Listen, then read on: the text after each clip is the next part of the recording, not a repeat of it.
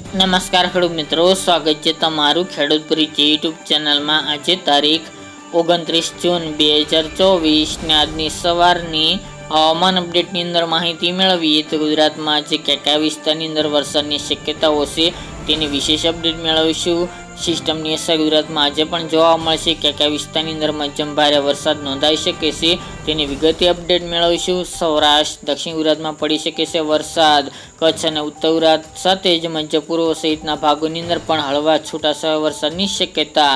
તો જિલ્લા wise update મેળવીશું। ચેનલમાં નવા હોય તો ચેનલને સબસ્ક્રાઇબ કરી નાખજો અને વિડીયોને લાઇક આપીને તમામ ખેડૂત ભાઈને શેર કરી દેજો। હાલ તો સાયક્લોનિક સર્ક્યુલેશન જે સિસ્ટમ સક્રિય હતી તે હાલ તો ગુજરાતમાંથી પસાર થવાને બદલે સાડીમાંથી પશ્ચિમ દિશા તરફ આગળ વધી રહી છે, પરંતુ તેની અસર હજી ગુજરાતમાં જોવા મળી રહી છે। આગામી જે 2-3 દિવસ દરમિયાન ગુજરાતની અંદર મોટાભાગના વિસ્તારની અંદર વરસાદનું અનુમાન દેખાઈ રહ્યું છે। હાલ ગુજરાતની અંદર કોઈ ભારે કે અતિભારે વરસાદની શક્યતાઓ નથી, પરંતુ રેડા ઝાપટા તેમજ હળવા મધ્યમ વરસાદી ઝાપટા જોવા મળે તેવું અનુમાન રહેલું છે। હાલ વાત કરવામાં આવે તો આજે દિવસ દરમિયાન પણ વહેલી સવારથી ગુજરાતમાં વરસાદી માહોલ જોવા મળશે। ખાસ કરીને સૌરાષ્ટ્ર અને કચ્છના વિસ્તારો તેમજ દક્ષિણના વિસ્તારોની અંદર વરસાદી માહોલ જોવા મળે તેવું અનુમાન રહેલું છે। મધ્ય પૂર્વ વિસ્તારની અંદર હાલ તો વરસાદની શક્યતા આજે ઓછી જોવા મળી શકે છે, પરંતુ ઉત્તર ગુજરાતના મોટાભાગના ભાગના વિસ્તારમાં આજે વરસાદી માહોલ યથાવત જોવા મળે તેવું અનુમાન રહેલું છે।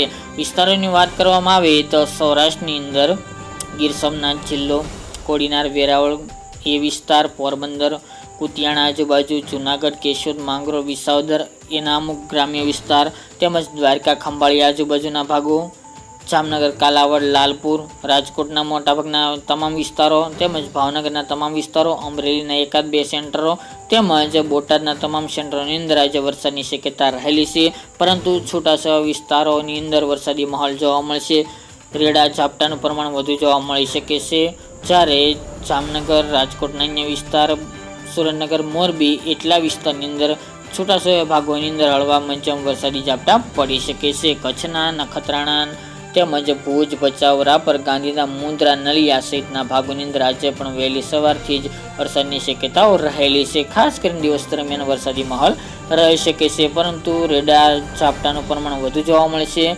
ઉત્તરના ભાગોની વાત કરવામાં આવે તો સાબરકાંઠા, બનાસકાંઠા, પાટણ, મહેસાણા, અરવલ્લી આ તમામ ભાગોની અંદર વરસાદની શક્યતાઓ છે, પરંતુ સાર્વત્રિક વરસાદ નહીં જોવા મળે। ગઈકાલની જેમ બપોર બાદ તેમજ રાત્રે દરમિયાન ઉત્તર ગુજરાતની અંદર વરસાદનું પ્રમાણ જોવા મળી શકે છે, તેમજ વિસ્તારોમાં પણ વરસાદ નોંધાઈ શકે છે, તેમ મોટાભાગના છૂટાછવાયા વિસ્તારની અંદર વરસાદનું અનુમાન રહેલું છે। દક્ષિણની વાત કરવામાં આવે તો સુરત, ભરૂચ, નવસારી અને વલસાડ જિલ્લો એટલા વિસ્તારની અંદર વરસાદનું થોડું વધુ જોર જોવા મળશે, જ્યારે ડાંગ, આહવા એ વિસ્તાર, વાપી, કપરાડાના ગ્રામ્ય વિસ્તારો સાથે જ નર્મદા, વડોદરા, છોટાઉદેપુર એટલા ભાગોની અંદર વરસાદનું ઓછું પ્રમાણ જોવા મળશે, પરંતુ હળવા મધ્યમ વરસાદી ઝાપટા પડી શકે છે, અમુક જગ્યાએ ભારે ઝાપટું પણ પડી શકે છે।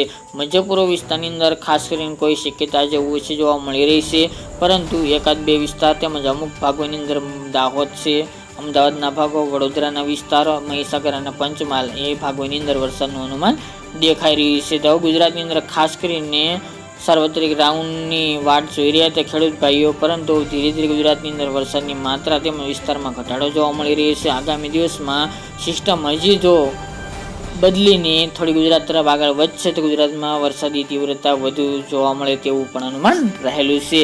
જુલાઈ મહિના દરમિયાન ભરપૂર વરસાદની શક્યતા છે। આગામી 4-5 દરમિયાન વરસાદની રાઉન્ડ ફરીવાર જોવા મળે ભારે તેવું અનુમાન દેખાઈ રહ્યું છે, કારણ કે એક સિસ્ટમ પણ બનવા જઈ રહી છે, તેની અપડેટ આગામી દિવસમાં જણાવીશું। તો મિત્રો આ ત્યારની સવારની